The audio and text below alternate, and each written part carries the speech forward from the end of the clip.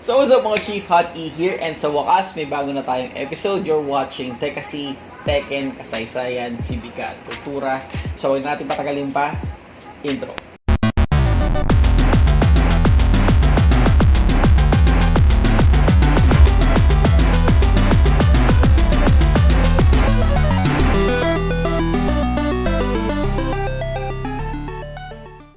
Medyo controversial ang topic natin ngayon. Pero bago tayo magsimula, I would like to ask you all to like, comment, and subscribe to our channel.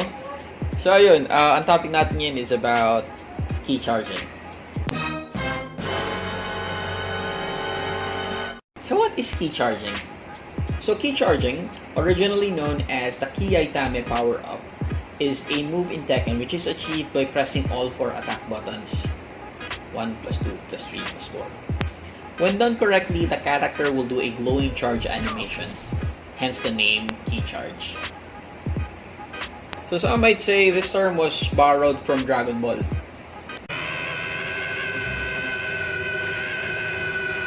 Speaking of, may na-offend na ba kay Goku for Key Charging? So what is it for? Para saan yung Key Charging? So it puts the character in a key power state, meaning the following attack will have a counter hit property.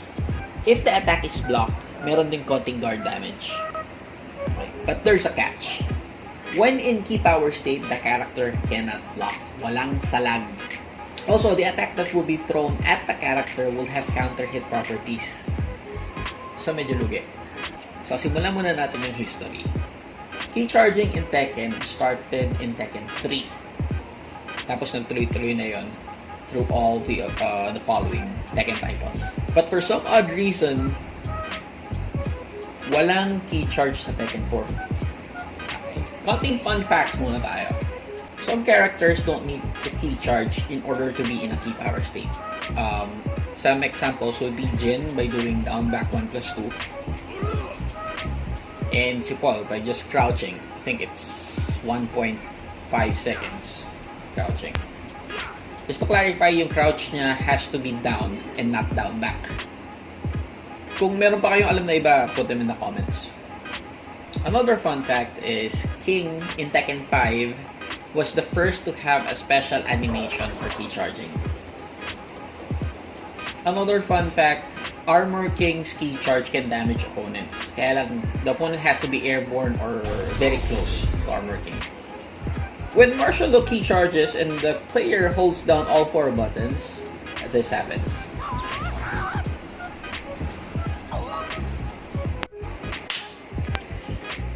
Also, if you can remember yung move ni Dr. B back in Tekken 3, yung Brain Drain, kamukha siya nung Sword Unblockable ni Yoshimitsu, but with Dr. B, he's using the remote control.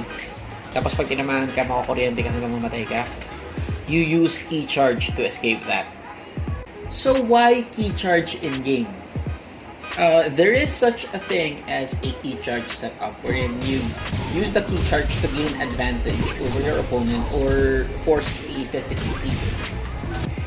Now, if you were able to follow the National Season 2 back in 2020, there is this one particular player who was able to bring the key charge game to a different level. Enter Don Argus.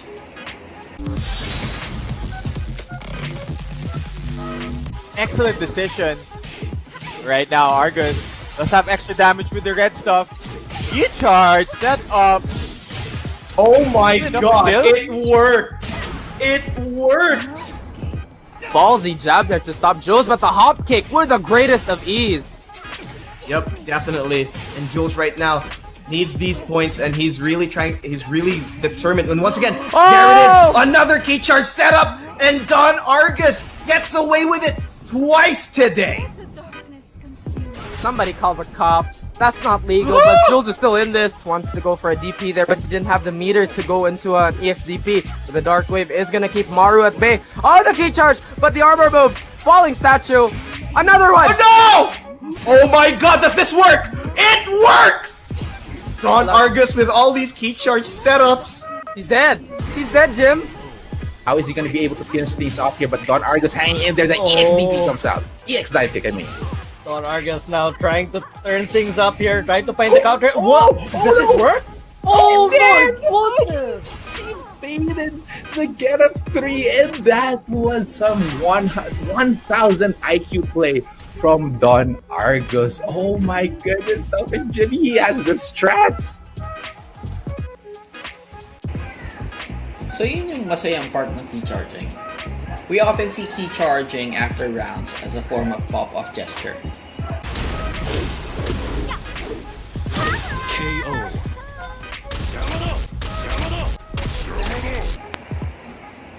So is key charging disrespectful?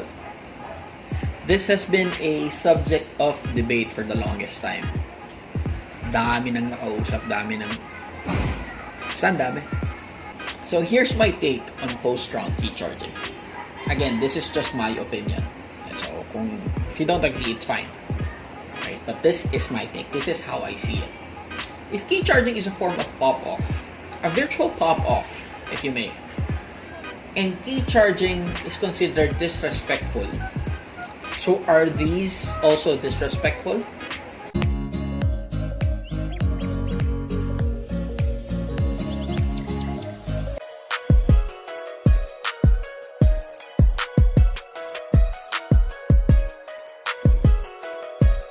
There. Get there. How about that? Oh, he's done it! Whoa, we're going to get an Adam Scott reaction. Whoa! Billy Horschel coming up big. Has it! Touchdown, Pittsburgh! You're seeing 2 in the 500th catch for Antonio Brown. There, Michael Jordan hits it at the foul line. 1 to 100. Michael Jordan has won it for Chicago.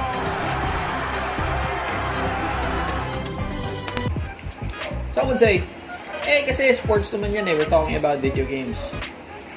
But aren't we pushing for these games to be recognized as esports? To be recognized as part of the SEA Games or the Olympics? Also, you might want to ask yourself, am I offended because of the fact that he key charged? Or am I just salty because I lost? Or maybe you should look at it as your opponent celebrating his win rather than looking at it as, your opponent mocking you for losing. Also, you have to understand that Tekken is a mental game. If that kind of behavior affects you up here, talo ka. Okay, so here's my final take. It's okay to be frustrated. It's okay to be salty. It's normal. I think what matters more is what you do about it. How you deal with it. So the less you get affected by these kinds of behavior, the more you can focus on what you need to do, and the more you will get to enjoy the game. So again, this is Hot E. Thank you very much for watching. Kita-kits ulit tayo sa next episode.